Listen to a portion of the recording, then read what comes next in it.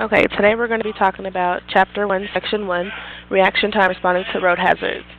In this chapter, we use different methods to measure reaction time and compare the reaction time of different members of our class. We also investigated how distractions affect reaction times.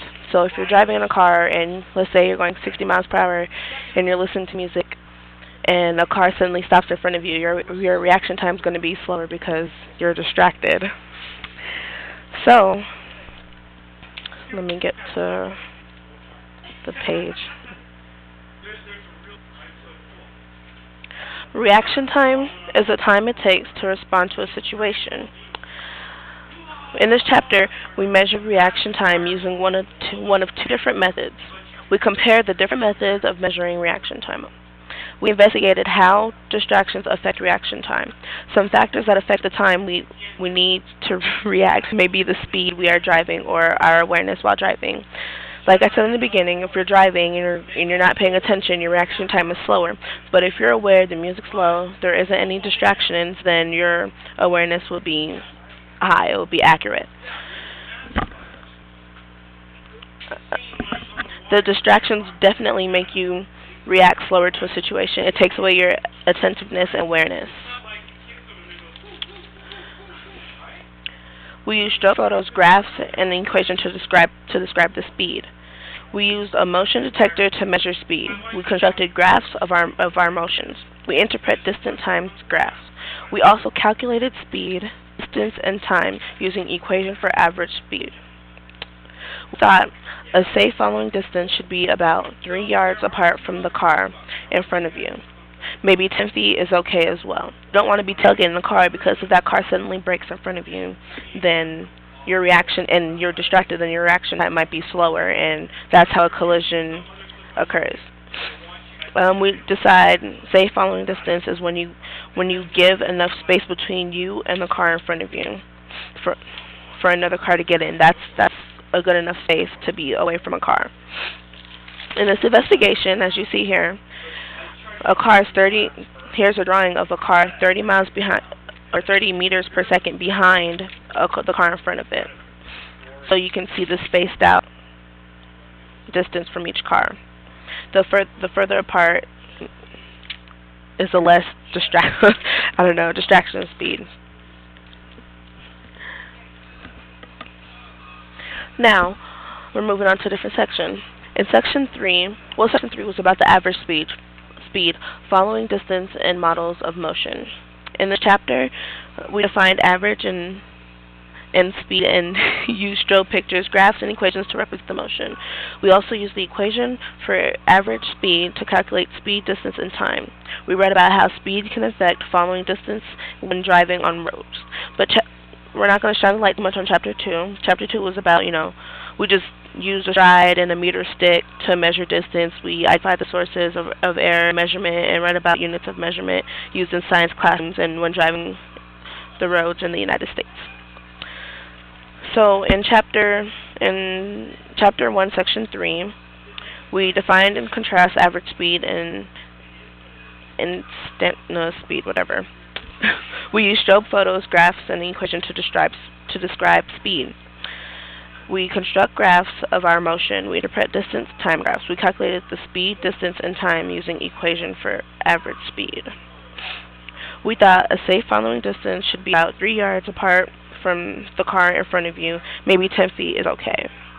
We decided safe following distance is when you give enough space between you and the car in front of you.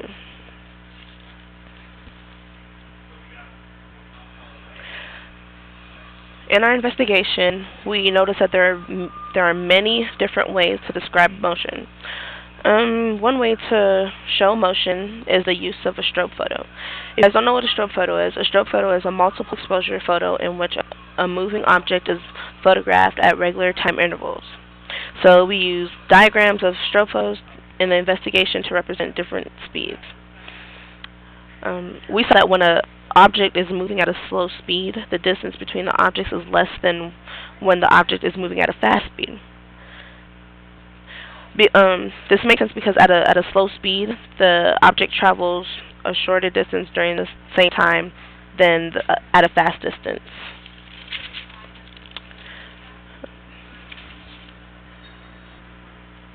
During this chapter or this section, we learned different words.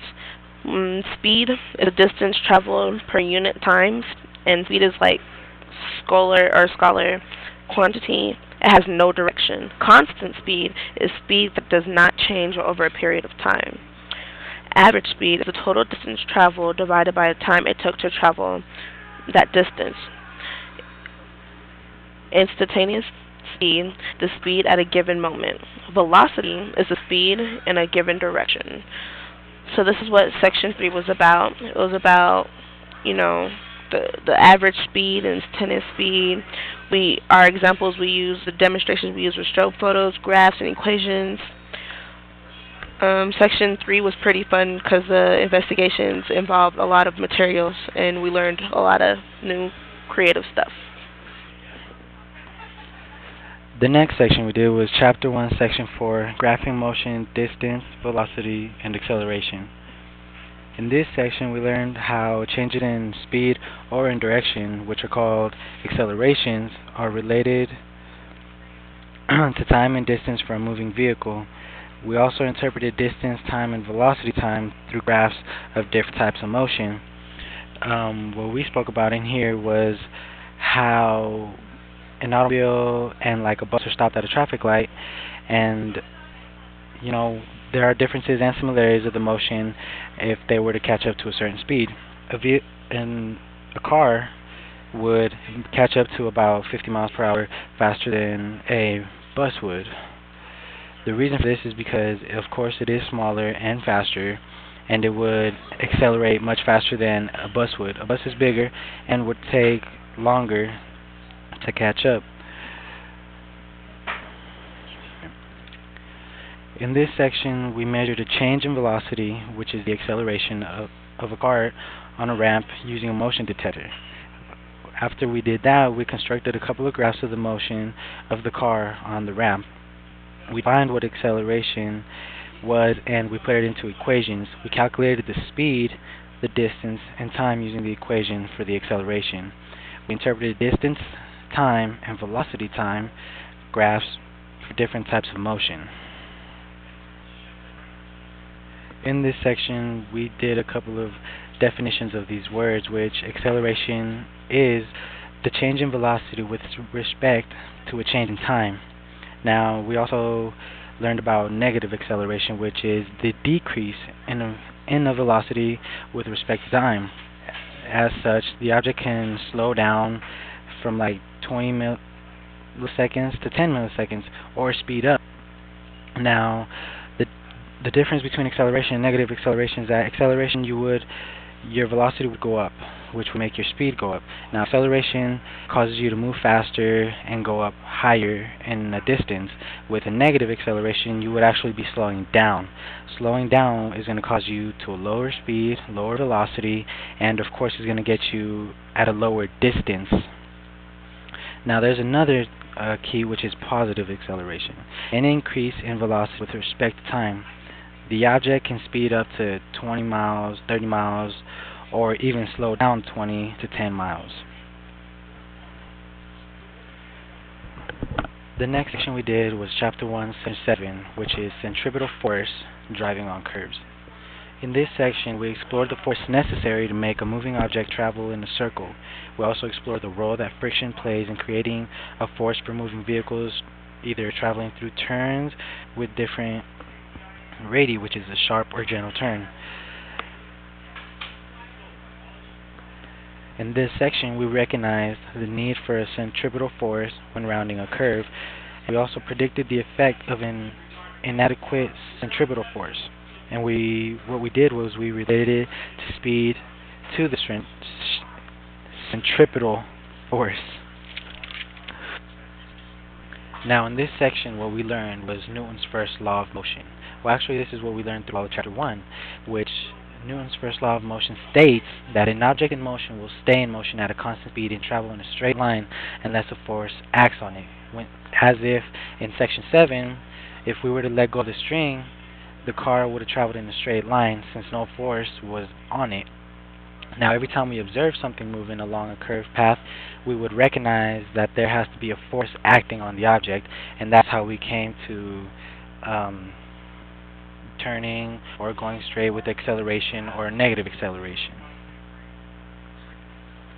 Now, in conclusion to this section, we learned what centripetal force is. Centripetal force is a force directed toward the center to keep an object in a circular path. And we also learned about centripetal acceleration. Now, centripetal acceleration is a change in the direction of the velocity with respect to time. What we did in this chapter, when we did the investigate, we observed how a moving car, a toy, how we attached a string to it and made it go in a circle. Now the car required the force of the string to keep it moving in a circle. If we let go of the string, the car traveled in a straight line. It no longer went in a circle. There was no force on the car to keep it moving in a circle. Now that is because of Newton's law of motion, and that is pretty much all we explained in this section 7, and we learned Newton's laws throughout this chapter 1.